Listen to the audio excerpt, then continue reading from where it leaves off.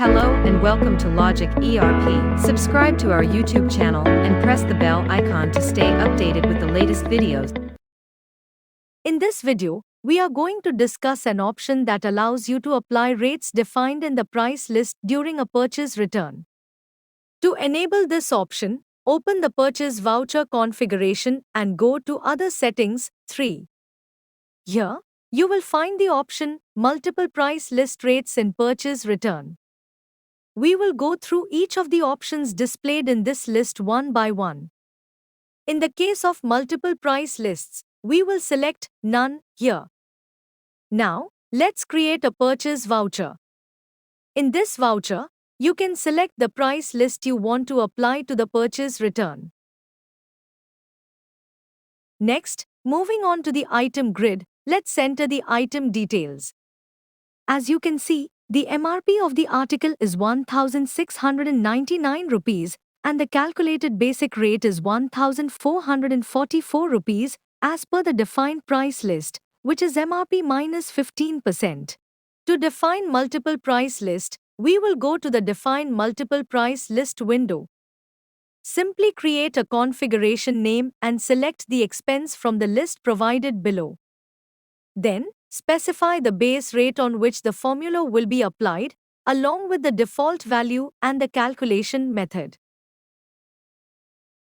Let's move on to the next option in the list, which is Party plus Item Group Default.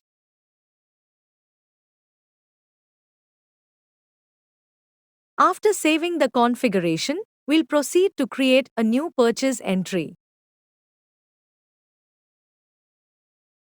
In the purchase voucher, select the price list named Price List and continue. We'll explore the detailed configuration of this price list later. Now, enter the item details. This particular item falls under the T-shirts category. According to the defined price list, any item belonging to the T-shirts category, when returned to the respective supplier, will have its rate calculated as MRP minus 13%. Based on this rule, the basic rate is calculated. Now, let's understand how to define the price list. Go to the Define Item-Wise Price List window. Here, you need to define the price list. First, enter the price list name and then define the expense names. After that, under the price list configuration section, select the price list you want to configure.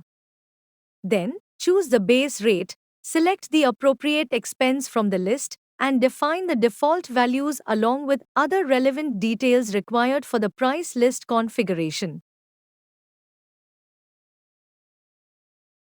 Now, let's proceed to the next step.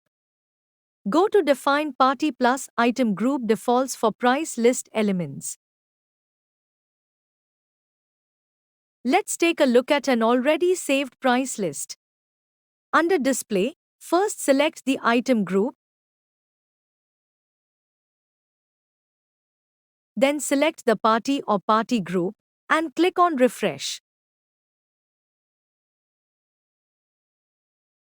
The grid displayed below will show the expense name along with the value. I hope this video was helpful. Thanks for watching. Like, share and subscribe.